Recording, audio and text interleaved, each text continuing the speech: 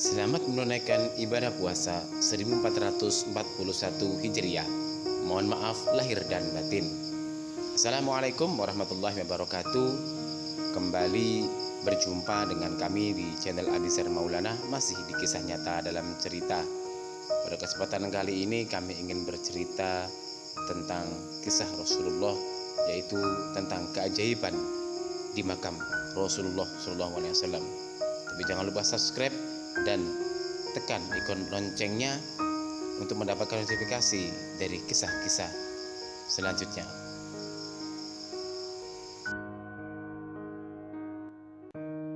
Kemuliaan ruang makam baginda Nabi Muhammad Rasulullah SAW. Tidak seperti penutup Ka'bah yang setiap tahun harus diganti, penutup ruang makam Rasulullah SAW sangatlah jarang diganti. Itu karena penutup makam itu terletak di dalam ruangan tertutup dan tak pernah tersentuh oleh siapapun. Terakhir kali diganti pada tahun 1971 Masehi. Biasanya diganti setelah 100 tahun sekali. Dan seorang wartawan Al-Arabiyah, Omar Al-Midwahi, beberapa waktu lalu mewawancarai salah satu dari pekerja yang bertugas untuk mengganti penutup makam Rasulullah SAW, yaitu Syekh Ahmad Syahirti. Beliau adalah kepala divisi bordir di pabrik kain penutup Ka'bah dan makam Rasulullah SAW di kota Mekah. Saat melakukan tanya jawab ini, umur Syekh Ahmad sudah sangat sepuh. Ketika wartawan tersebut memintanya untuk menjelaskan kepadanya tentang ruang makam Rasulullah SAW, dia tampak bergetar hebat dan dia berkata dengan suara samar, "Bagaimana aku bisa mengungkapkan perasaanku pada saat aku memasuki ruang makam Rasulullah SAW? Aku tidak mampu, karena itu sudah di luar batas kemampuanku berbicara. Dan aku tidak pernah berpikir bahwa suatu hari aku akan ditanyakan tentang pengalaman ini. Dan aku menjamin bahwa aku tidak akan dapat melakukan atau melalui pengalaman itu lagi. Kami adalah orang pertama yang masuk bersama Sayyidil Habib As'ad Syera. Beliau adalah salah satu tokoh Al-Madinah Al-Munawwarah yang merupakan direktur wakaf keagamaan Madinah pada saat itu. Dan Habib Maghrobi dari manajemen pabrik, dan Abdul Al-Karim Flamban, Nasir Qari, Abdul Ar-Rahim Bukhari, dan lain-lain. Kami semua berjumlah 13 orang. Aku tidak ingat sebagian besar dari mereka, karena saat ini mereka telah meninggal dunia kembali kepada rahmat Allah Subhanahu wa Ta'ala. Kami didampingi kepala suku Agas. Mereka adalah pemegang dan penjaga makam Rasulullah SAW turun-temurun. Lihatlah lensa kacamataku ini. Dan kemudian Syekh Ahmad menunjukkan ketebalan kacamatanya. Dan lihatlah berapa banyak rambut putih. Itu semua menunjukkan berapa berat tahun kehidupan yang kubawa. Mengenai usiaku, meski tidak pernah aku menghitungnya, tapi aku pernah mendengar mereka mengatakan bahwa aku lahir pada tahun 1333 Hijriah atau 1917 Masehi. Dan seumur hidupku, aku tidak memiliki kegemaran selain kecintaan pada aroma indah, parfum.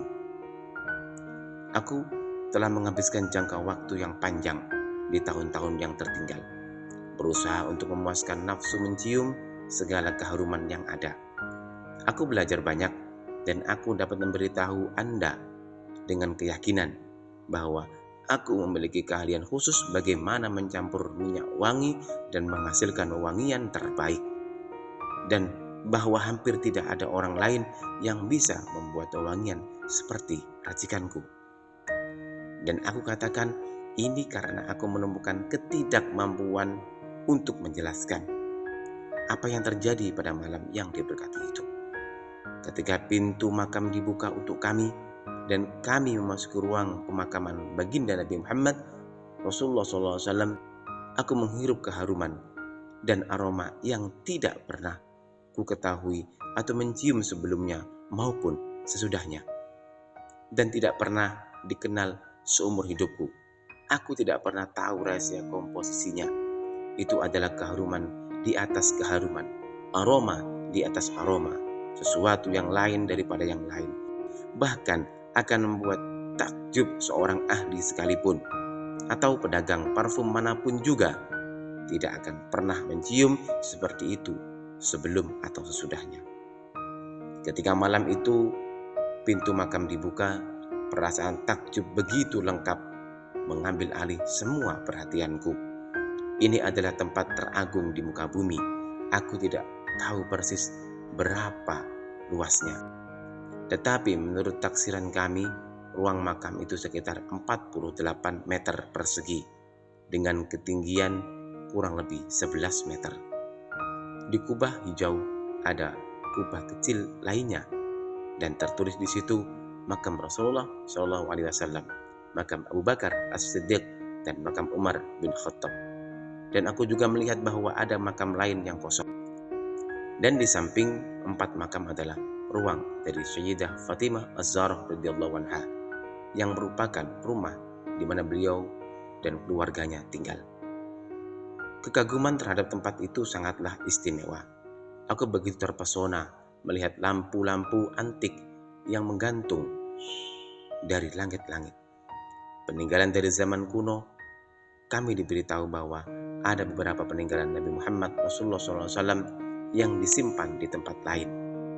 Aku tidak tahu di mana, tapi aku tahu bahwa beberapa benda bersejarah ada yang disimpan di ruang Sayyidah Fatimah Az-Zahra radhiyallahu anha, yaitu di tempat yang sama ini.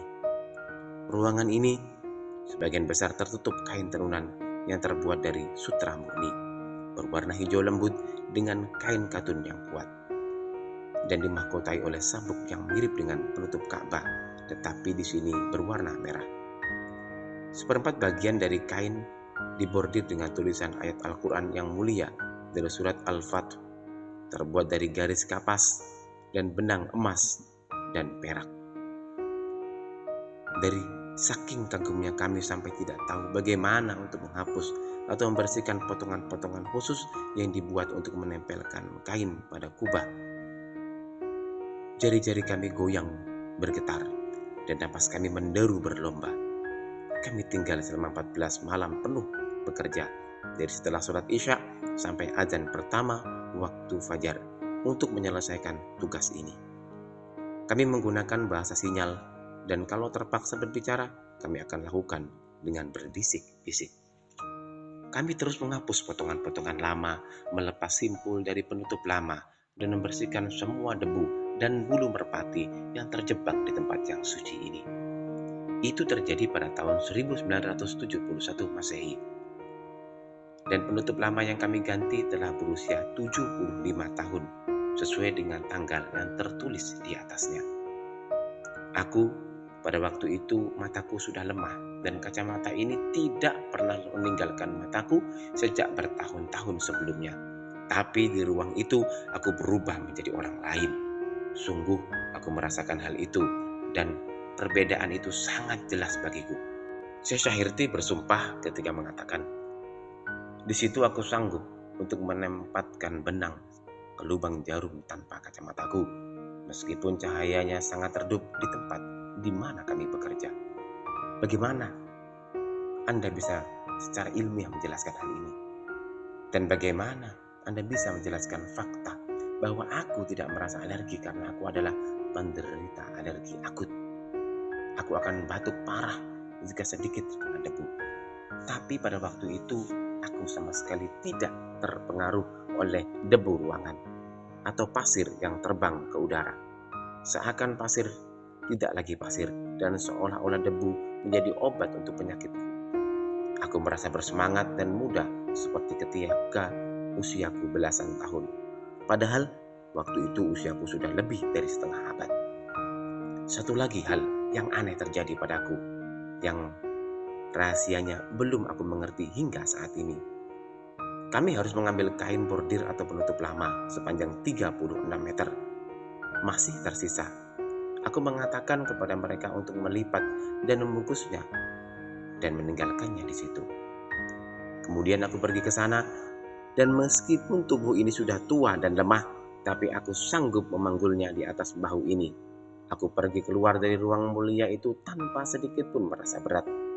Tapi setelah itu, mereka datang dengan 5 orang muda untuk membawanya dari tempat aku meletakkannya. Dan mereka semua tidak bisa membawanya. Syekh Ahmad mulai menangis pelan-pelan dan sambil mendesak. Beliau melanjutkan ceritanya. Mereka bertanya, siapa yang membawa karung bungkusan itu keluar? Yang bagi mereka sangatlah berat, karena 5 orang muda kuat tak sanggup mengangkatnya. Saat ku jawab, aku yang mengangkatnya, mereka tertawa dengan penuh rasa tidak percaya, hingga datang Syekh Abdul Ar-Rahim Bukhari, penulis kaligrafi yang terkenal itu, dan bersaksi bahwa benar dia telah melihat aku, Syekh Ahmad Syarif Shirti, yang mengangkatnya sendirian. Kisah ini pertama kali dimuat dalam harian Al-Arabiyah pada Kamis 1 Rabiul Awal 1427 Hijriah atau 30 Maret 2006 Masehi, yang mana wartawan Omar Al-Midwahi melakukan wawancara langsung dengan 2 orang saksi hidup yang pernah mendapat tugas mengganti kain penutup makam Nabi Muhammad SAW pada tahun 1971 Masehi. Allahumma sholli ala Sayyidina Muhammad. Sekian kisah pada kesempatan kali ini. Semoga dengan mendengarkan atau membaca kisah pada kesempatan saat ini dapat menjadikan kita semakin cinta dan rindu kepada baginda Nabi besar Muhammad Rasulullah SAW, berharap syafaatnya di hari kiamat nanti sampai kepada kita semua. Jangan lupa subscribe dan tekan ikon loncengnya untuk mendapatkan notifikasi kisah-kisah selanjutnya dari kisah nyata dalam cerita. Jangan lupa like dan share, semoga bermanfaat untuk kita semua. Assalamualaikum warahmatullahi wabarakatuh.